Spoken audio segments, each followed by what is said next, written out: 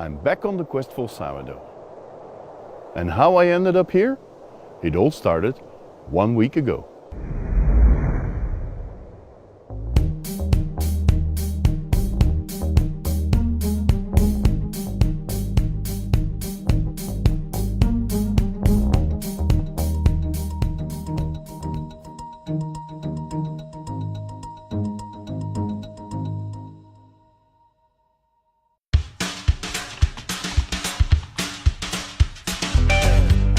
My appetite was stimulated by a sourdough from Seattle that was registered on the Quest for Sourdough website.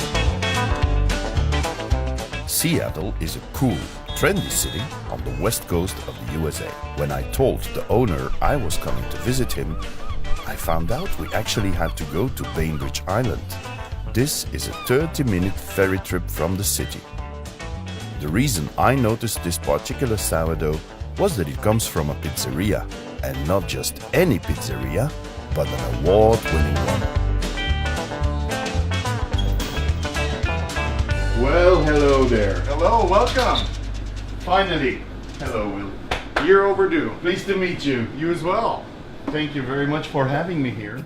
After a warm welcome, I was eager to discover everything about the place. I am in a pizzeria, so we are here to make pizza. What is so special about your pizza?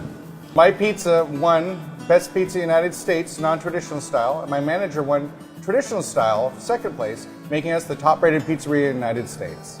I cannot wait to taste it, so let's make some. Let's make some pizza. All right. This is 72 hours fermentation 72-hour fermentation dough, yes. We find it's much more digestible when you give it the longer fermentation. Little by little, Will unveils the secret to making the perfect pizza. Will is a great pizza maker who shows me how to shape an almost perfect dough circle. It's clear I really need more practice. Next now is the toppings. Let's top a pizza. All right. First, I'll be working with you with my Gorgonzola vegetarian. The Gorgonzola vegetarian. Gorgonzola vegetarian. It's what I won with at Atlantic City. Okay. Cream cheese, mozzarella, mushrooms, garlic, pine nuts, and some red onions are the ingredients of this non-traditional pizza.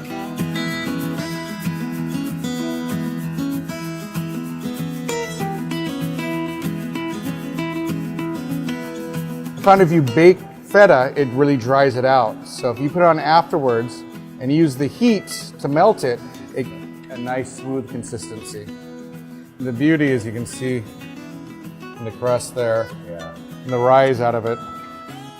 Bon, proof of the pudding is in the eating. Eh? Absolutely.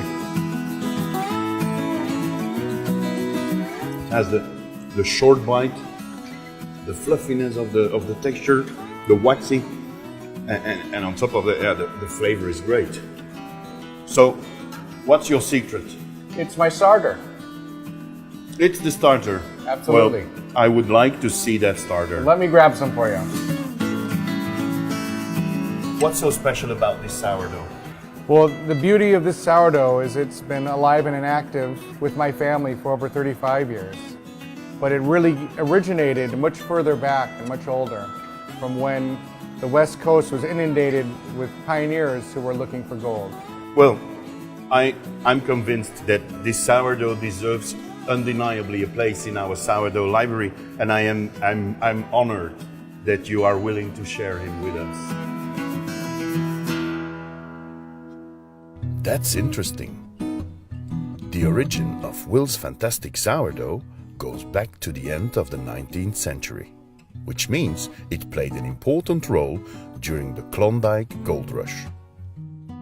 The Klondike gold rush started back in 1896 when a boat arrived laden with 2 tons of gold in the port of Seattle.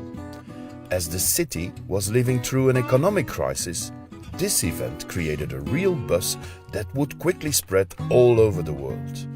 About 100,000 gold seekers arrived in Seattle. But they hadn't realized that the gold itself was to be found more than 3,000 kilometers to the north, in Dawson City. A long and arduous journey awaited the fortune seekers. Sourdough would play an important role in this whole adventure, and the best way to discover why is to follow the Klondike goldrush route again.